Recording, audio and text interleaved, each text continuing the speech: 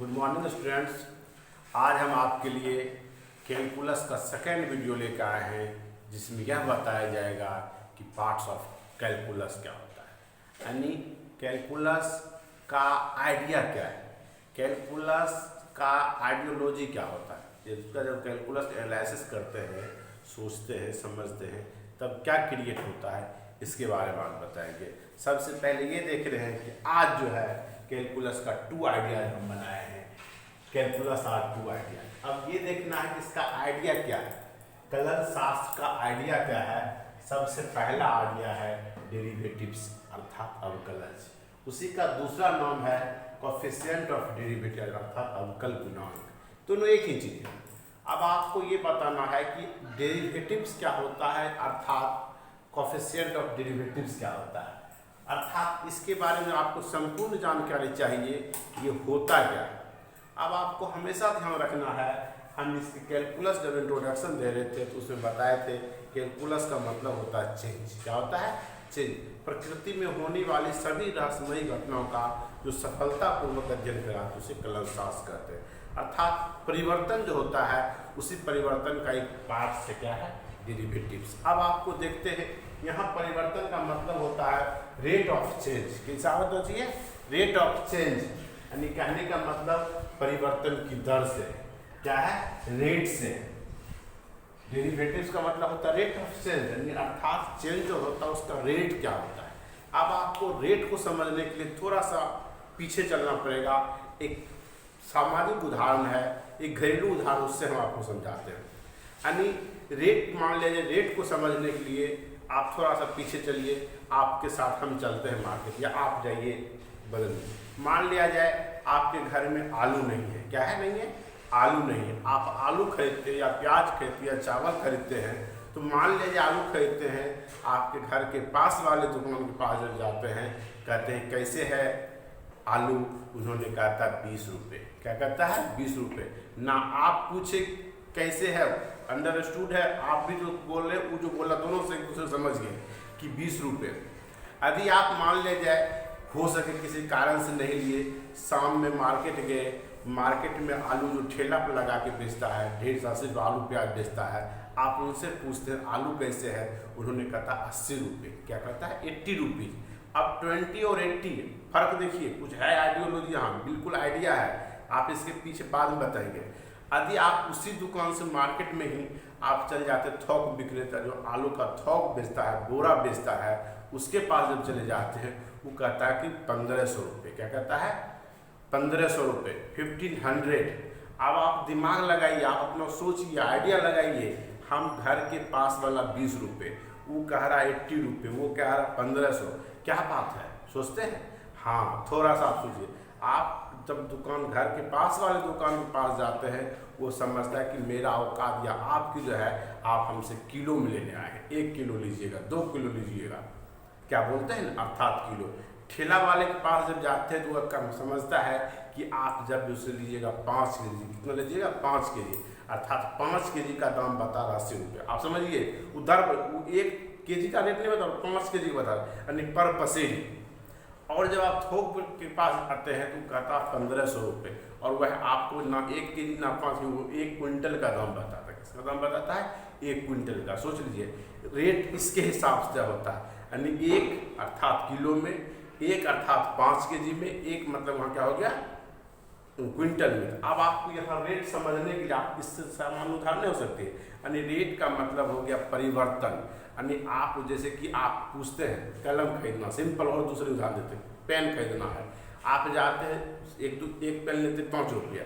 यदि किसी के पास जाते हैं 1 दर्जन दीजिए, तब कहता 50 रुपये, कहता 1 दर्जन पेन दीजिए। दर्जन मतलब 12 हो गया, अर्थात एक रेट का वहाँ 60 रुपया या 50 रुपया, यहाँ 1 पीस का है, तो आप रेट का मतलब होता है उसके साथ देखते हैं। अर्थात इसमें जो परिवर्तन होगी, जहाँ भी चेंज होगा कैलकुलस में या कोई फलन में जो परिवर्तन होती है, वह उसके सेंस पर निर्भर करता है, उस परिस्थिति पर निर्भर करती है, वह किस में परिवर्तन चाह रहा है।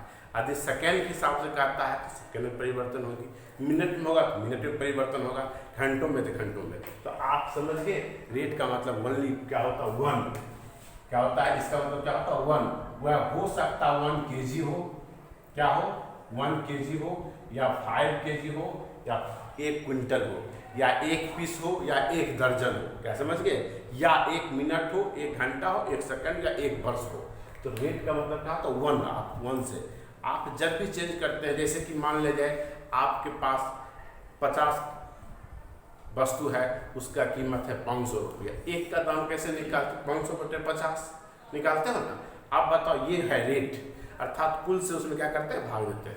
अब आपको देखना यहाँ है, ये डेरिवेटिव्स का मतलब होता है रेट ऑफ चेंज, यानी फलन में होने वाली परिवर्तन की दर ज्ञात करना है, किस दर से परिवर्तन होता है, अर्थात एक में कितना परिवर्तन, एक मतलब आप समझ लीजिए अंडरस्टूड है, मिनट में, किलो में, सेकंड में, जो भी हो, मिनट में, घंटा में और क्या है सेकंड में। अब आपको ये देखना रेट का मतलब क्या होगा, तो आप समझ गए। अब तक सोचते डेरिवेटिव्स कहाँ से आया, कब खोजा गया। अब डेरिवेटिव आज से लगभग 500-600 वर्ष पहले 17वीं शताब्दी में 1600 वर्ष के आसपास इंग्लैंड या जर्मनी, इंग्लैंड और जर्मनी के इर्द गिर्द खोजा गया था। वहाँ क्रिएट हुआ रेट ऑफ चेंज क्या होता है, वहाँ से शुरुआत होती है।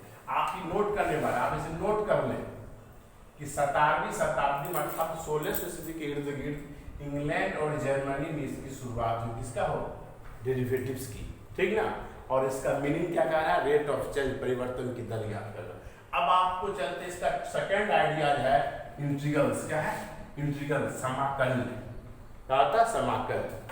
और तो यहाँ रेट ऑफ चेंज का मतलब होता है तोड़ना, एक का मतलब होता है आप गुच्छा में थे 5 kg पूछना होता, एक मतलब पूछते हैं ना, ये रेट का मतलब यहाँ पे होता है रेट ऑफ चेंज का मतलब तोड़ना। जैसे ये पेन है ना, अभी टूटा हुआ है ना, आप इसे खोल दीजिए, टुकड़ा हो गया, अर्थात 1 डेरिवेटिव हो गया, क्या हो गया। इस बार इसको और खोल देंगे 2 डेरिवेटिव हो जाएगा, जितना बार इसको खोल सकते हैं, तोड़ सकते हैं, वो उतना डेरिवेटिव कहलाता है, कोई दिक्कत। अब आप कैसे समझते हैं। दूसरा आइडियोलॉजी क्या है, इंटीग्रल, समाकलन, अर्थात इसका दूसरा नाम होता है, हिंदी मीनिंग होता है जमा करना, जमा होना, इकट्ठा करना। बी असेंबल, असेंबल आप इंग्लिश डिक्शनरी पलटिए, उस बी असेंबल का मतलब होता है इकट्ठा करना, जमा करना, मेरे पास आओ, समझ गए। और या कलेक्ट करना, वही मतलब जमा कीजिए। अर्थात यहाँ दोनों से तुलना करते हैं, यहाँ मतलब होता है रेट ऑफ चेंज, यहाँ क्या आता है, ऐड करना, जमा करना, छोटे छोटे टुकड़े जितने होते हैं सबको इकट्ठा कर दीजिए, उससे क्या निकलता है, आप इंटीग्रल्स। अर्थात दूसरी भाषा में इसको समझेंगे, यदि आप फिजिक्स में, निश्चित रूप से फिजिक्स वाले टीचर इस दोनों की जानकारी हल्का फुल्का आपको पहले से दे दिया होगा। उन्होंने एक लाइन में थोड़ा सा स्मरण कीजिए, याद कीजिए, इंटीग्रल्स का प्रयोग उन्होंने कहाँ किया होगा। वैसे क्षेत्र का क्षेत्रफल ज्ञात करने में कहा होगा, क्या होगा, जहाँ की आप क्षेत्रमिति के फॉर्मूला से आप नहीं बना सकते, अर्थात अलग डिजाइन से उसमें छोटी छोटी क्षेत्र को ज्ञात कर सकते हैं। अर्थात इसका मतलब होता है एरिया ज्ञात करना किसी भी क्षेत्र का, समझ गया। अब आपको याद रखना है कि इंटीग्रल्स का मतलब होता है जमा होना, अर्थात दूसरा मतलब होता है तोड़ना, जोड़ना, क्या होता है, जोड़ना।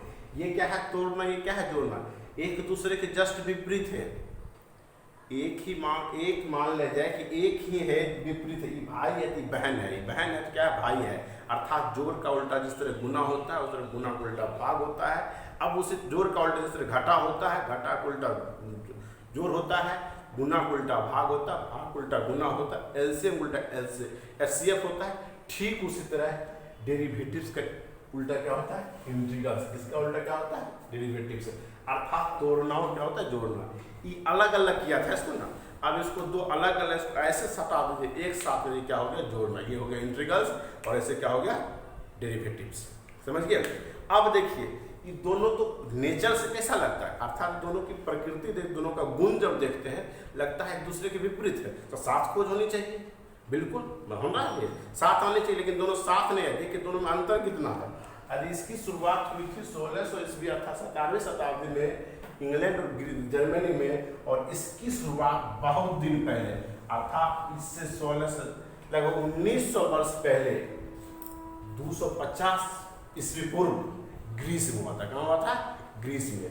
अब देखिए यदि ये दोनों भाई बहन है, एक ही परिवार के, एक ही माँ बाप, दोनों बच्चे हैं, दोनों एक दूसरे से कितना दूर है, आप ध्यान रखेंगे क्या है, 16 शताब्दी में, 1600 वर्ष में 17वीं शताब्दी के आसपास तो क्या होगा 250 ईसा पूर्व, जबकि दोनों का नेचर क्या है, समान है, फिर भी इतना अलग अलग क्यों? सोचिए कितनी दूर खोजने में कितना समय लग गया। अब आपको ये देखना है कि जो है इंटीग्रल्स और डिफरेंशिएशन, हम फाइनली इतने को कहना चाहते हैं कि आप इस दोनों का मतलब एक दूसरे के विपरीत समझें। यदि किसी फलन का डेरिवेटिव्स ज्ञात कर सकते हैं, उसी का क्वेश्चन जो होगा वो इंटीग्रल्स होगा, यदि इसका आंसर जो होगा वो क्या होगा, डेरिवेटिव्स होगा। क्या समझ गए? अब आपको ये ध्यान रखना है कि इससे बेहतर आप नहीं समझ सकते। आप फाइनली याद रखेंगे डेरिवेटिव्स का मतलब होता है रेट ऑफ चेंज। जो फलन हो, जो वस्तु हो, जो चीज़ हो, उसमें समय के साथ अर्थात प्रत्येक एक में जितना चेंज होता है उसे डेरिवेटिव्स कहते हैं, और इंटीग्रल्स का मतलब जितना उसको जमा कर सकते हैं समय के साथ उसको क्या कहते हैं, इंटीग्रल्स कहते हैं। समझ गए? अर्थात एक दूसरे के पूरक होते हुए भी 1900 वर्षों का अंतर है। आज के इस वीडियो के बाद जो वीडियो देखेंगे आप निश्चित रूप से डेरिवेटिव्स कैसे इसका प्रोसेस है, किस तरह निकालते हैं वो बताया जाएगा। आप धन्यवाद।